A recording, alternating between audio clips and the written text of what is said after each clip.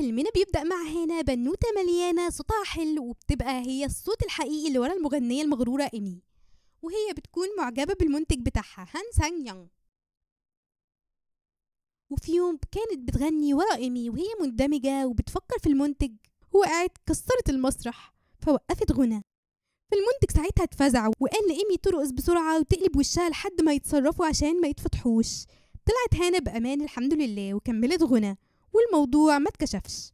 بعد الحفلة ما انتهت جت الحيزبونة إيمي وقعدت تديلها كلام في جنبها وتتنمر عليها، والمنتج سانج شكرها إنها أنقذت الموضوع وراح يطمن عليها. بعديها راحت هانا لصاحبتها وافتكرت إن سانج معجب بيها من تصرفاته، فصاحبتها قالت لها إن في كوريا الستات بتصنف ل3 أنواع: الجميلات ومتوسطين الجمال واللي زيها، ودول مرفوضين تماما.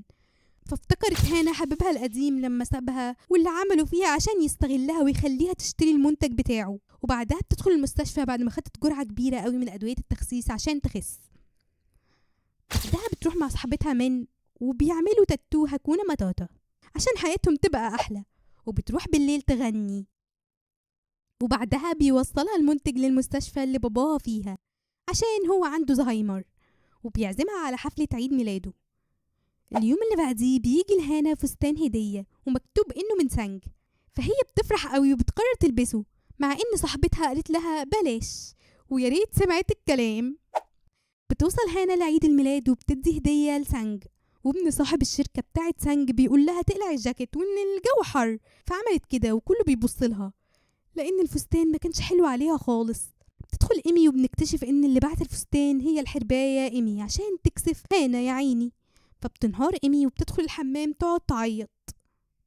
تسمع ساعتها سانج وهو بيأنب إيمي إنها عملت كده، فبتقوله إنها مش بتحبها، فهو بيقول لها وأنا كمان، بس إحنا لازم نبقى كويسين معاها لأننا محتاجينها. فبتقرر هانا إنها تروح للدكتور لي، وهو بيبقى عميل عندها في شغلانتها التانية اللي بتشتغلها على جنب مع الغنى، وبتقوله إنه لازم يعمل لها عملية تجميل، فبيوافق. استنوا ما تنسوش تعملوا لايك وشير وسبسكرايب. يلا نكمل.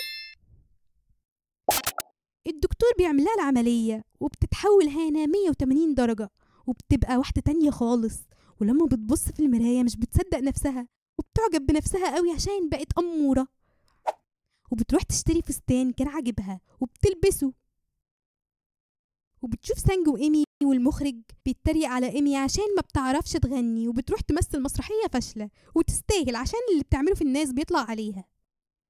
بتروح هانا للجراج وبتراقب سانج، وبيبقى في عامل توصيل طلبات بيشوفها وبيتسحر من جمالها ويقوم ايه بقى واقع، فبتجري عشان تطمن عليه، وبيجي سانج هو كمان عشان يطمن، بس بتجري هانا أول لما بتشوفه لأنها خافت يعرفها. سانج بيروح معرض عربيات وهي بتمشي وراه تراقبه، بس هناك صاحب المعرض بيعجب بجمالها وبيقعد يمدحها وبيقنعها انها تشتري العربية دي، وهي بيضحك عليها واشترتها، ومشيت بالعربية الخربانة وسرحت فخبطت التاكسي اللي قدامها، فنزلها سواق العربية وكان غضبان جدا وشافها واتهبل هو كمان وقعد يغلط نفسه.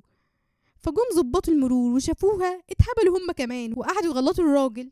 والست اللي كانت راكبة في التاكسي زبونة نزلت من التاكسي وراحت توبخ البنت، وشافت الرجالة وقالت لهم مالكم كلكم انتوا اتهبلتوا ولا ايه؟ وقالت لهم دي تلاقيها معهاش رخصة حتى، اسألوها عنها. فاضطروا يعملوا كده فوريتها لهم، بس صورتها ما كانتش اتغيرت، فافتكروها سرقاها فراحوا بيها على الاسم لحد ما حد يعرفها يجي ويأكد انها هي، فخلتهم يجيبوا صاحبتها. فجت صاحبتها ومعرفتهاش هي كمان، وافتكرت واحدة تانية مليانة انها هي واتخضت عليها لانها كانت متشردة قوي.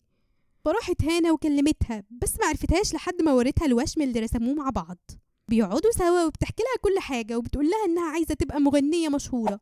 تاني يوم بتروح لسانج اللي كان عامل اختبارات اداء وما كانش لاقي حد، وبتعرفها صاحبتها من لسانج انها جاية من امريكا واسمها جيني. كل الموجودين بينبهروا بيها وبصوتها، وسانج بيروح لها ويقول لها انه عارف هي مين وانها ازاي تخدعه كده، فبتعيط وبتتأسف له. فبيقول لها انت كنت بتراقبيني في الجراج ومعرض العربيات وكنت عارفة اني منتج وعندي شركة تسجيلات. فهنا بتحمد ربنا انه معرفهاش. فراح بارك لمدير الشركة وعرض عليه فكرة ان جيني تبقى هي المغنية الأساسية، فرفض وقال ما ايمي موجودة، هما بس يستخدموا صوتها وخلاص. فوافق في الآخر صاحب الشركة على جيني بعد محاولات كتيرة عشان يقنعوه. تبدأ هانا رحلتها في الشهرة، وبتكرهها إيمي وبتغير منها، وبتروح تقعد عند والد هانا في المستشفى على أمل إن هانا تيجي. وبتكلم المدير اللي بيقول لها إن هانا لو كانت عايزة تشوف باباها كانت شافته خلال السنة دي كلها، ووجودها هناك ملوش أي لازمة. وبتكون هانا هناك جنبه فبتتأثر بكلامه. بعديها بتروح هانا الاستوديو وبتقعد تغني الأغنية، بس بتغنيها من غير إحساس.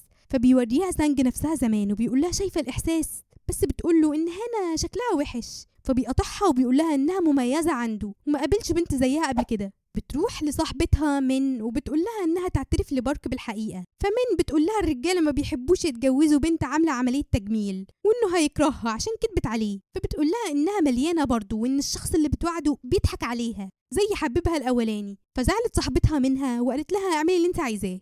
هانا بتروح لسانج وهناك بتقابل كلبها اللي بيصر يقعد يلعب معاها، وبتسأل سانج عن رأيه في عمليات التجميل. فقال لها اللي بيعمل كده عنده مشكلة في الثقة في النفس.